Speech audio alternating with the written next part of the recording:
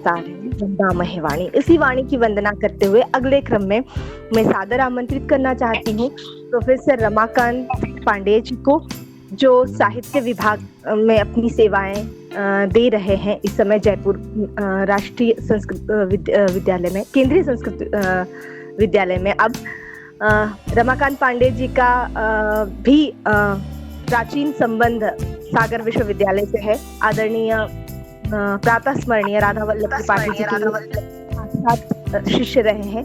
व्याकरण में निष्णात होने के साथ साथ वह साहित्य में भी निष्णात है और कहा भी गया है, प्रत्यक्षदर्शी लोक का नाम सर्वदर्शी भवे नरः। जो लोक का प्रत्यक्ष कर सकता है वह सभी चीजों का प्रत्यक्ष कर सकता है। साहित्य एक ऐसी वस्तु होती है जो लोक का निर्देशन करती है। लोक से शास्त्र तक की यात्रा है साहित्य शास्त्र की। मैं सादर आमंत्रित करती हूँ पांडेय जी को। वे साहित्य समाजोपयोगी तत्व में इस विषय पर अपने विचार रखे। आदरणीय पांडेय जी।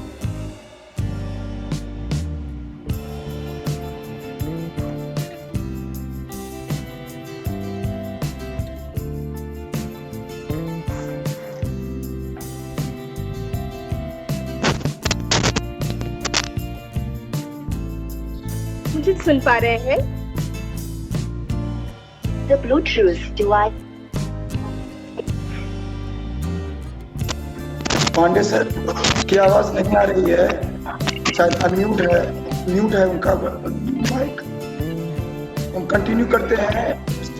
निकोलस। हेलो। निकोलस। हेलो। हाँ सर, आ रही आवाज आ रही है। जी सर। हाँ जी। सबको नमस्कार। मेरा वीडियो नहीं चल पा रहा, पता नहीं क्या है, लेकिन चलिए आवाज सुननी चाहिए। सर माइक के पास नहीं क्या आगच्छति इदानीम् आगच्छति। आगच्छति हूँ। जी जी। यदि स्वरूपं न दृश्यते तर्हि स्वरमात्रेण वयं सर्वं कार्यं साधयिष्यामः। मया किञ्चित् वक्तव्यम् अस्ति, बहु किमपि न वक्तव्यम्। अस्माकं बालकृष्ण सर महोदयैः किञ्चित् तस्यां दिशि दिङ्निर्देशः कृतः, और मैं ये कहना चाहूँगा कि जो साहित्य है, मेरी दृष्टि में साहित्य वास्तव में शास्त्र का ही एक स्वरूप है। शास्त्र का स्वरूप इस तरह से है कि साहित्य और शास्त्र के लक्ष्य जो हैं वो समान है। चतुर्वर्ग फल प्राप्ति ही सुखादल्प धियामपि काव्यादेव यतस्तेन तत्स्वरूपम निरूप्यते। ये काव्य प्रयोजन जो है साहित्य दर्पणकार ने कहा है। तो जो शास्त्र के प्रयोजन है वही प्रयोजन जो है साहित्य के भी हैं।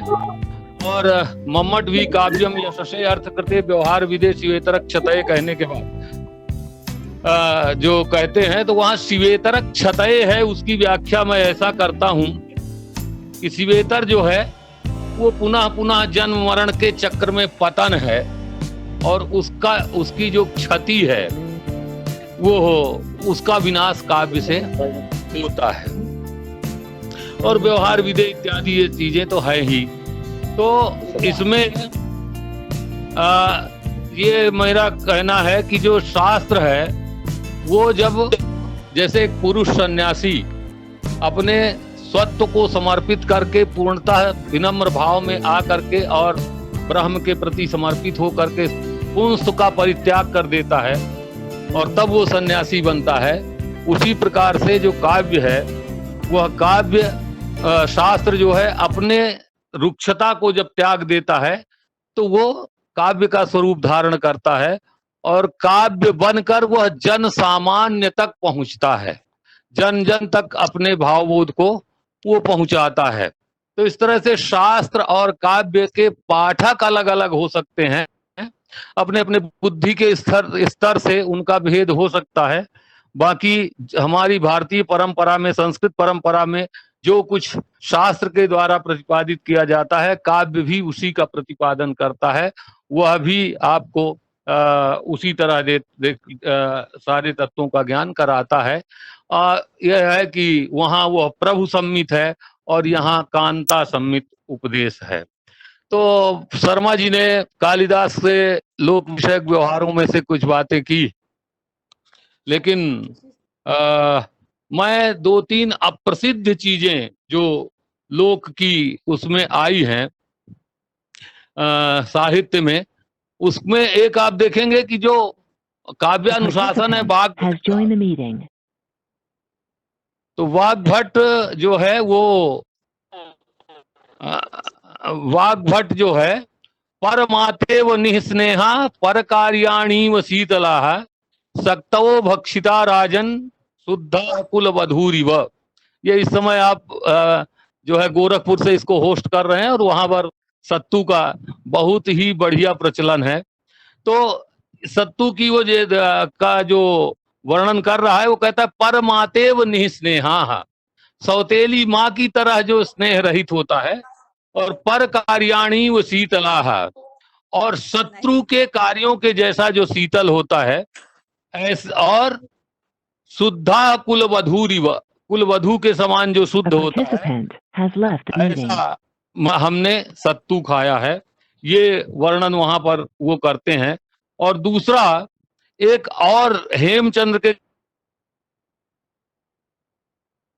इस संगोष्ठी के लिए ही कल परसों में खोजा था, तो वो कहते हैं कि जो केदार एव कलमाः परिणामनम्राः प्राचीन मामलकमर्धति पाक नीलम उर्वारुकम स्फुट विनिर्गत गर्भगंध ममली भवंति च जरत्र पुषी फलानी। तो जो लोक में आप फूटी हुई ककड़ी की सुगंध जो वहां पर होती है खेतों में, उसका पूरा वर्णन हेमचंद्र जो है अपने काव्यानुशासन में उदाहरण के रूप में कहीं से ये पद्य लाते हैं। इस वेदों में तो ही है जिसका पाठक जी कथन या अन्य जो वे लोग हैं वो कथन करेंगे। इसके अलावा हम ये देखते हैं कि जो काव्य है वो प्रातः कालीन हमारी दिनचर्या से लेकर के और अंतिम तक, हमसे प्रातः काल से लेकर के और शाम सोने तक या हमारी पूरी जिंदगी में काव्य की व्याप्ति है, और हमारे जीवन की प्रत्येक आवश्यकताओं को वो व्याख्यायित करता हुआ चलता है। हमारे जीवन का एक बहुत ही जो कोमल पक्ष है। प्रातः आप देखेंगे कि जो कालिदास हैं उनकी जो शकुंतला के विदाई का समारोह है वो तो पूर्ण तरह लौकिकता से अनुप्राणित है ही।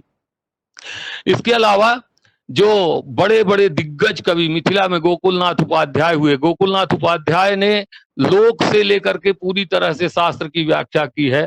भुवन पुट कुटीर कहते हैं वो, और विधिवश मिलितो भवाश्री हरसि भवाध्वयात्राम कह करके वो कहते हैं कि हे शिव, तुम जो है ऐसे व्यक्ति हो कि जैसे कोई रास्ते में हमें अपवित्र व्यक्ति अगर मिल जाता है तो हम उस यात्रा को छोड़ करके और वापस चले आते हैं, तुम उसी अपवित्र व्यक्ति की तरह हो। जैसे जब हम भव की यात्रा में चल रहे हैं, भवसागर की यात्रा कर रहे हैं, और अगर तुम मार्ग में मिल जाओ हमें, तो निस्संदेह हमारी जो यात्रा है वो बंद हो जाती है, मतलब हम अपने घर को चले जाते हैं, अर्थात तुम में हम लीन हो जाते हैं।